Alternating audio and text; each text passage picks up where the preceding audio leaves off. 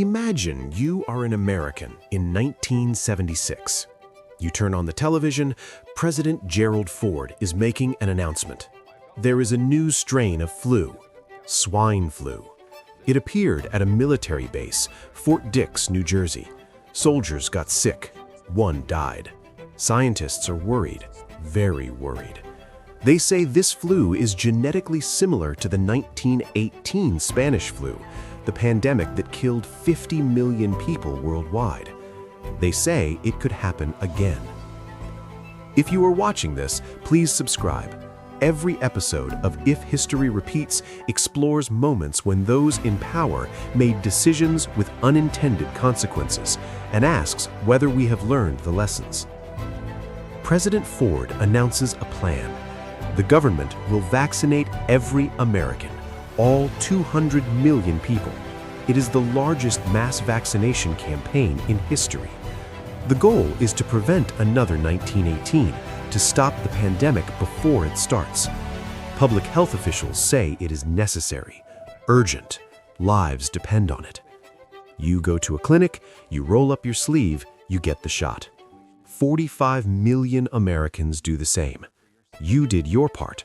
You protected yourself, you protected your family. You trust the government knows what they are doing. But then something strange happens. The pandemic never comes. The swine flu does not spread. It kills one person, just one, the soldier at Fort Dix, and then it disappears. No outbreak, no pandemic. The catastrophe everyone feared never materializes. But the vaccine? That is a different story. People start reporting side effects, serious ones. A neurological disorder, Guillain-Barré syndrome. It causes paralysis, muscle weakness spreading through the body. Some people recover, some do not. Hundreds develop the condition. 25 people die, not from the flu, from the vaccine. You do the math. One person died from swine flu. 25 died from the vaccine meant to prevent it. Hundreds more were paralyzed. 45 million people were vaccinated for a pandemic that never happened. And the consequences of that decision are still being felt today. This is not a hypothetical scenario. This happened. United States, 1976. The swine flu vaccine fiasco. A rushed mass vaccination program, a pandemic that never came, and a vaccine that caused more harm than the disease it was meant to prevent. The government acted with good intentions, but the execution was flawed, and real people paid the price. Welcome to If History Repeats. Today, we go back to 1976, to the swine flu scare, the decision to vaccinate an entire nation, and the unintended consequences that followed. And then we ask, have we learned the lessons?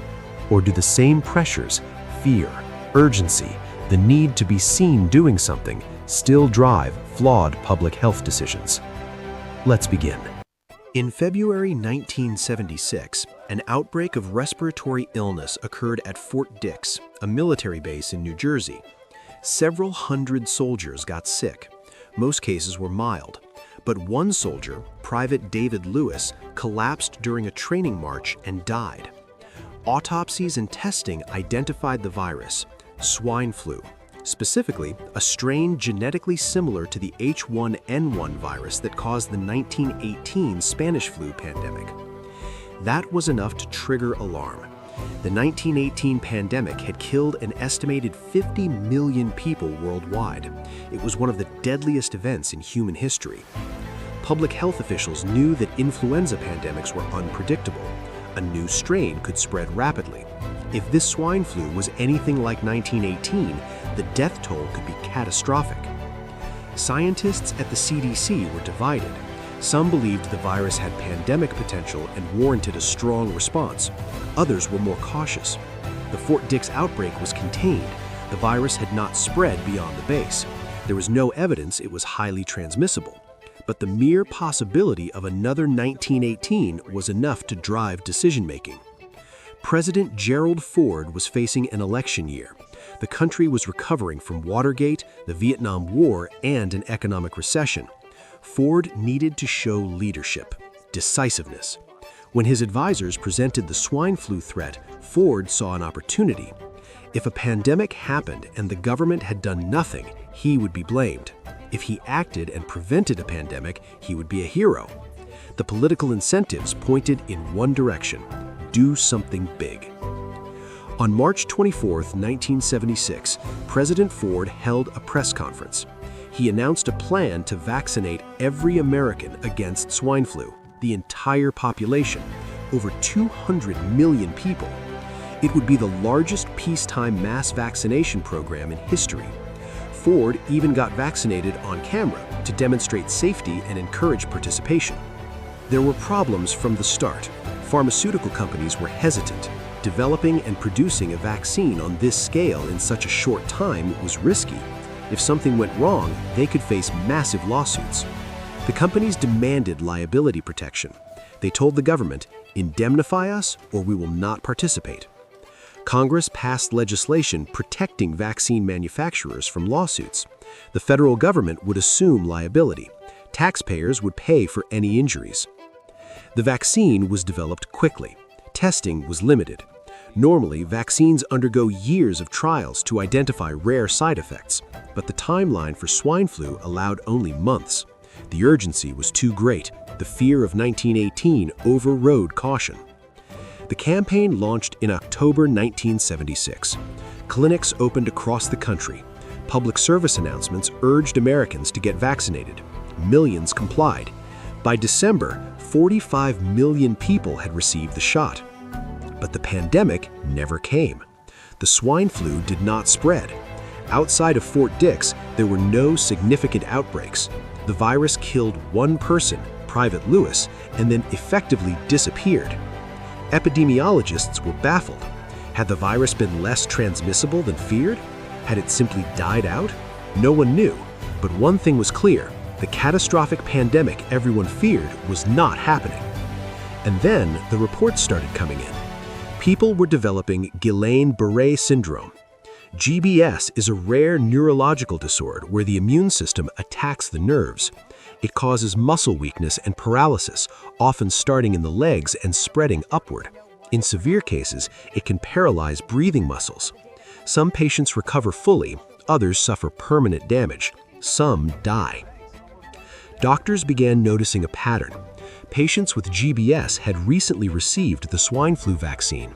The cases were rare, roughly 1 in every 100,000 vaccinations, but with 45 million people vaccinated, the numbers added up. Approximately 450 cases of GBS were linked to the vaccine. 25 people died. In December 1976, the CDC and the Ford administration halted the vaccination program. The pandemic had not materialized, but the vaccine was causing real harm. The cost-benefit calculation had flipped. Continuing the program made no sense. The fallout was immediate. Public trust in vaccines took a hit. Lawsuits flooded in. The federal government, having assumed liability, paid out millions in compensation to victims. Congressional investigations followed. The swine flu affair became a textbook case of what not to do in public health. The postmortems were brutal. Experts identified multiple failures. The decision to vaccinate had been driven more by fear and politics than by science. The evidence for a pandemic was thin. The virus had not spread beyond Fort Dix, but the specter of 1918 loomed so large that caution was abandoned.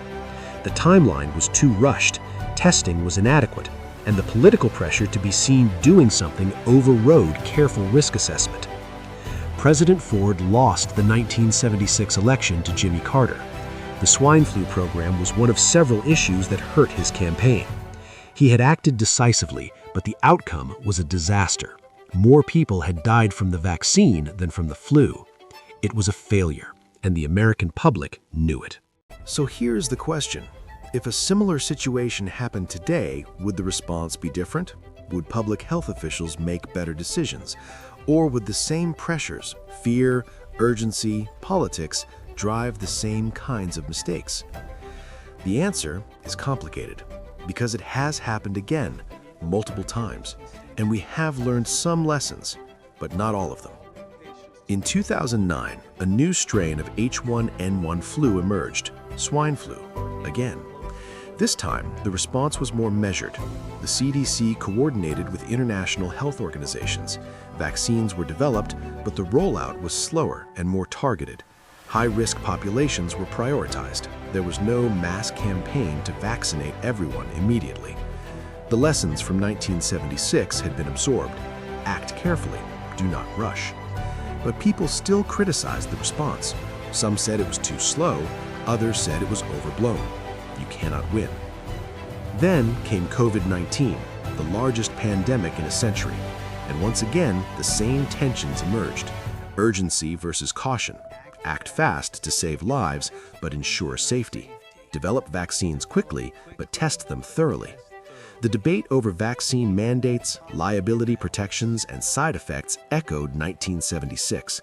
Vaccine hesitancy, in part, traces back to the swine flu fiasco. The memory lingers. The distrust remains. Every health crisis forces the same impossible choice. Err on the side of action or err on the side of caution. Act too slowly and people die from the disease. Act too quickly and people die from the intervention. There is no perfect answer, only trade-offs, and someone always pays the price. The 1976 swine flu program was not an act of malice. It was not corporate greed or deliberate negligence. It was a government trying to prevent a catastrophe. They were wrong about the threat. They rushed the response, and people were harmed. Good intentions, bad execution, real consequences. If you made it this far, thank you. In 1976, the United States government launched the largest mass vaccination campaign in history to prevent a pandemic. 45 million people were vaccinated. The pandemic never came. The flu killed one person. The vaccine caused a serious neurological disorder in hundreds and killed 25. It was a public health disaster born from fear and urgency, and the lessons are still being learned. When the next health crisis comes, and it will, we will face the same pressures, the same impossible choices. Act fast or act carefully. Save lives or avoid harm. There are no easy answers, only trade-offs. Share this with someone who understands that good intentions do not guarantee good outcomes. Next episode, The Great Plains, 1930, America's heartland. Farmers plow millions of acres of grassland to plant wheat. The land is fertile, the harvests are massive. But then the rains stop, drought sets in, and the soil, no longer held in place by deep prairie grasses, begins to blow away. Dust storms so thick they block out the sun. Black blizzards that bury entire towns. Crops destroyed, livestock dead. Families abandoning their farms, fleeing west. The Dust Bowl, a man-made environmental catastrophe caused by farming practices that ignored the fragility of the ecosystem. Millions of acres of topsoil lost, communities destroyed, and the question, when does progress become destruction? When does working the land become destroying it? I am If History Repeats, and history always has something to say.